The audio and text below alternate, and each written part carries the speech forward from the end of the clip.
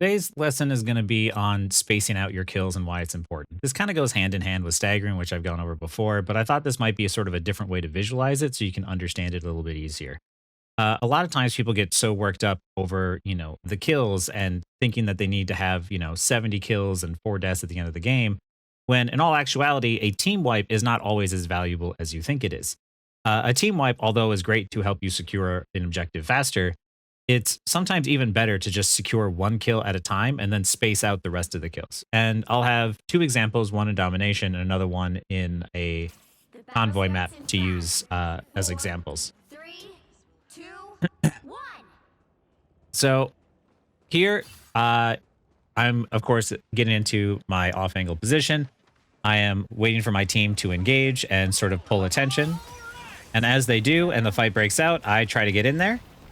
And as Star-Lord is up here and he is forcing them behind cover, the advantage I have of being in this off angle allows me to apply pressure to everyone here. So this cover for them, which they thought was safe, is no longer safe. This is why you off angle, because now as your team is attacking from one direction, you attack from another. And even if you don't secure the kills, you can apply enough pressure, which either helps your team secure the kills or you force them to back up. We lose one, but they lose one as well. But because of the fact that we applied pressure better than they did, they're sort of obligated to back up. I back out thinking it's too dangerous. But here you see that we only got one kill. And they got a kill as well. But because of the fact that they had taken more damage, they had to back out, regroup, and stabilize. So now that we've gotten that one kill and we've got sort of the advantage here, we kind of want to hold on to that advantage. But I'm not playing for anything aggressive. I'm trying to see where I can see someone step out of position or pull resources. I keep myself safe, and as we start to ult, now I know we need to try and make a play, right? Here, we get a single kill. Now, it is in our favor. It is a 6v5. Now, what I want to do is I don't want to just jump in there and use my ult and clean it up and get a bunch of kills that would look great for a highlight, great for a clip, great for YouTube or TikTok. That actually is not beneficial. What I want to do is slowly kill the rest of the enemy team. I saw the Loki move and regroup with his team, and here I'm applying pressure, and there. This kill happened, I'd say, maybe around 20 seconds after the Invisible Woman died, right? Which means that now it's going to take them even longer to regroup as 6 to try and contest that point. So now what I'm trying to do is, once again, I'm not trying to make any ballsy play, or I'm not trying to just use my ult and just, go for a clip. I'm trying to secure a kill every 20 seconds. That should be sort of the it's not exact, but that I want you to keep that sort of like in mind. Like, try to think of it, instead of trying to get a team wipe, try and secure a kill every 20 seconds after you have control over the objective, and you'll see how much easier it is. So you'll see here that as they start to push up, and there, Star-Lord and Scarlet Witch ult here, my team is going to go into defensive mode and try and survive. And here, I ult and I secure a kill. And now I secured this kill at the exact same moment that their Doctor Strange got back, which means that they never really had a chance to fight as a full 6. The moment that Doctor Strange got back, another person died, which means that we get to keep control over that point for longer. The longer that you have that numbers advantage and you maintain that position of power in terms of those numbers, the longer you'll have control over the objective. So even though I'm not team wiping them, I don't actually need to team wipe them. I recognize that we had control over the point, and every single time we get control, I then try to space out the rest of the staggers. So that way, every 20 seconds, there's another person walking out of spawn and they keep trickling out. Here I go back. Once again, I take my lead and I get out. Here I try to get another kill. And once again, here we got, once again, another kill. Bucky's now just like respawned. He is, I believe, on the way back. Yep. And even though, Bucky was still on the way back, and because he was on the way back, Scarlet Witch is on the way back, Hela's on the way back, but they're still waiting on an Invisible Woman to come back. This is what it means to trickle out of your spawn one after another. This is what you want to avoid. You want to try and regroup as 6 as fast as possible. And you, on the opposing team, you want to try and keep that staggering effect going. So don't think to yourself about how like, oh, I want to use my ult, but I don't know if I can use it to, kill 2 or 3 people at once. You don't need to kill 2 or 3 people at once. If you can safely secure 1 kill and maintain control over that numbers advantage and just stay alive and overpower them, then just do that. 1 kill is sometimes more valuable than trying to go for a risky team wipe.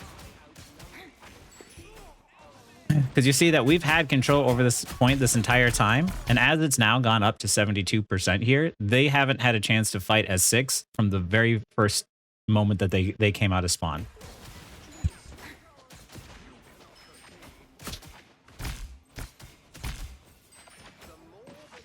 And now they're playing a little bit more clumped up together. Now they actually have a full 6 in which they're going to actually fight as a team. Here I'm trying to apply pressure. Ults go off. I try to attack the people who are outside the ult.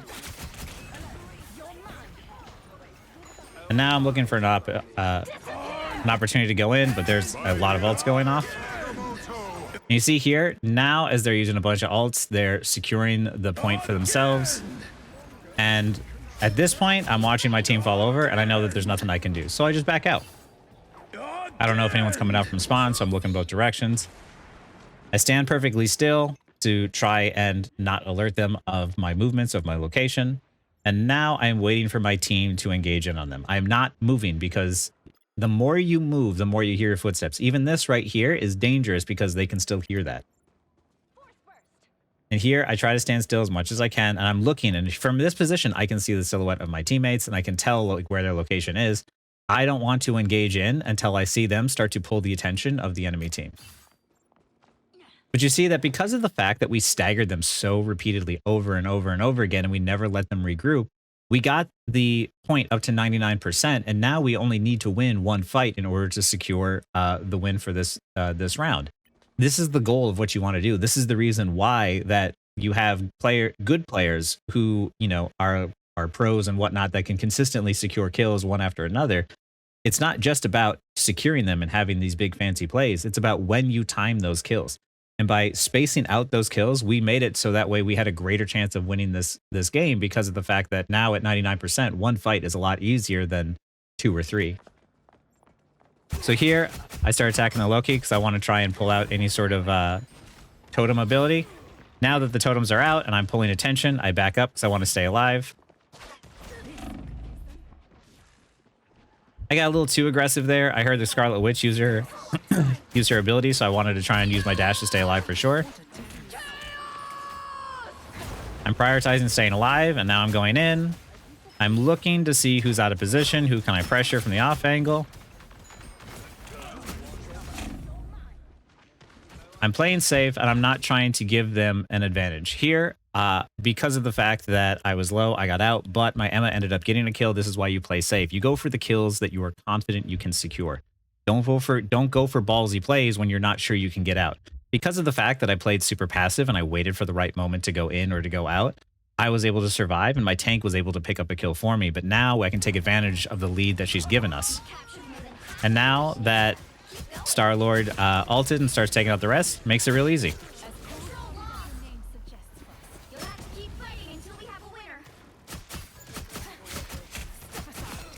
Don't need to use my ult or anything, and that's it. That's the end of the round. This is why, like, when I see a lot of players, they're always focused on like, oh, well, I can't get 70 kills or whatever. I can't secure everything for my team. I can't do everything for them. I was 20-3. My Star-Lord was 21-6. We both did pretty equally well. And it wasn't about trying to make a really big play. It was about making really intelligent kills and spacing them out to make the game easier on us. The more you focus on trying to stagger the enemy and force them to never get a chance to really fight as 6, the easier you maintain that snowball momentum. Hero shooters are snowbally in nature. That's how they work. And you need to understand how to stop the snowball or to enable it more on your end.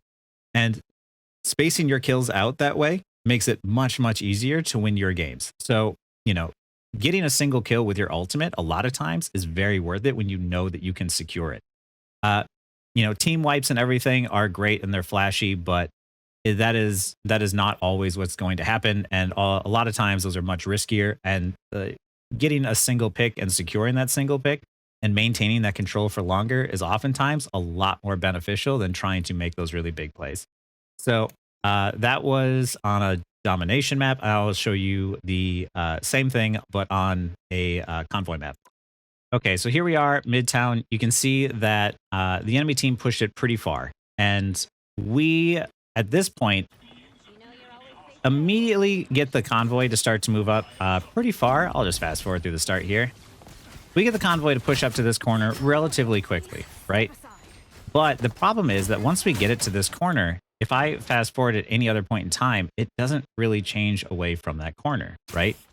So we really had a hard time pushing past this corner. We wasted about 2.5 or 3 minutes or something. I don't know. Most of the time, we only had 30 seconds left, right? But here you're going to see how we take control over the point and what I do in order to maintain that control. So here, once again, I see the entire enemy team backs up. This Magneto is now overextended, despite the fact that he's a tank. I don't need to flank the backline when I can jump on this tank who's out of position. So I say, hey, let's get him first. Because of it, Magneto dies. Now, after this entire time, this cart has been stuck here, and we haven't been able to move it at all. Now we get a numbers advantage here. Now this is the chance where we can finally retake it. A lot of times this is what happens when people get too overconfident and then they overextend, and then you can punish them for it. Here we get Emma low. She survives. I go around to the side and I see the res station. I want to deny that as soon as possible, as soon as I can. I see Rocket does a double dash, which means he's an easy cleanup kill. And now it's just clean up from here. And now Magneto, who died first, is now back again. And now I'm going to try and do my best to kill him again. And now here, even though I saw that there was an Emma Frost there, I didn't see her health. I wasn't going to kill her. I was going to let my team kill her, because if I just kill her faster, it doesn't matter. Like, we already won the fight. I want them to stagger her even longer. So even though, you know, my team isn't always going to stagger them, if I stop attacking, even if that buys us like a second, sometimes that second is all you need. So here, once again, I'm waiting because I know that they died in a certain order, right? Magneto came back, we killed him again, and now here's Iron Man. I'm hiding behind the corner and I'm playing up. This is what, you know, what DPS will typically do. When you see your teammates push up, when you see good, you know, good players push up, they're taking the space because they want to get the jump on them, right? I want to try and go for a quick execute and shut this person down. Rocket is unfortunately there to help him out. However, we get a free kill out of it. And Iron Man can't push up because he's too low. Now we have the numbers advantage, so now I want to keep it going. I get a quick kill on the Cloak and Dagger. We get the one on Black Panther, and watch here how I'm attacking, and I get Magneto low. And you see how I stop attacking? I've done this in quite a few of my videos, but this is where I'm staggering him, right? I know that he has shield, I know that he has bubble, and I want him to use both of those things, and I'm going to wait. I'm going to wait and stall this time out as long as possible, and then I stagger him, and now I stagger another. This momentum that I'm keeping is helping my team move this convoy forward without the enemy team being able to regain their footing. It's not a team wipe you're going for. You don't want to get your ult, jump in, and just try and hit 6 of people at once, because then if you kill 6 people at once, they regroup as 6. If you kill 1, you have the advantage and you can force them back through sheer pressure alone. And then you can get another kill, and then you can get another kill, and another kill. Here, we have the advantage. I go for the execute on the Rocket, and I start pushing him back. And just due to the fact that we have numbers in front because we got that kill, and now both supports are distracted with me, I don't need to get the kill. I just need to keep them busy, which then keeps it so their Magneto dies. Mess up a lot of my shots, unfortunately. I play for safety because we have the advantage. I'm just trying to hold on to it. We apply the pressure, and we force them to back up. We get 1 kill, we get another kill. And another kill, and another kill. And you see here, you look on the top right, the respawn timers. 1 second, 2 seconds, 8 seconds, 9 seconds. Every single time you stagger them, that's another 10 seconds that they can't fully regroup. So here, once again, I see the Magneto, and just like I've been doing all game, I know he's got shield, I know he's got bubble. There's the bubble, right? I wait for it. I kill him again. And look at now his entire team is fully respawned. He's not, which means that they still have to wait another 10 seconds before they're fully regrouped. But it's not just 10 seconds, right? He still has to respawn and then regroup with his team. So realistically, it's more like 10 to 20, possibly even 30 seconds, depending on how far that person needs to travel and if they have mobility or whatnot. So it's not just 10 seconds every time you kill someone. It's more like 15 or 20 before they are ever fully regrouped. So here, once again, I am playing up. I am getting ready to try and jump on someone who overextends. I get to an off-angle position to try and get a sneaky attack because I know that Magneto's still coming out. I'm going to try and get something quick.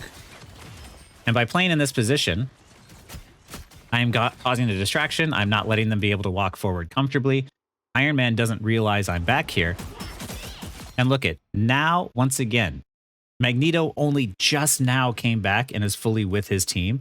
And I got another pick. So now my team has the numbers advantage. Plus I have an ult ready. And there, once they start to pressure me out, I realize that it's not safe. I take a lot of the kills that I get are the easy ones where I try to get into position where enemies aren't going to be able to know that I'm there and try to get that off angle to quickly get a pick on someone while they're not paying attention and then get out. Once they paid attention to me and I realized it wasn't safe, I'm just going to get out with my team. I'm going to heal back up and I'm going to try and take a safer fight. Punisher here messed up and flies into our team, which means that we get the kill. And now that we got the kill, Iron Man has now respawned, but we already have the advantage. I see the diamond form, or I hear the diamond form, I immediately get out.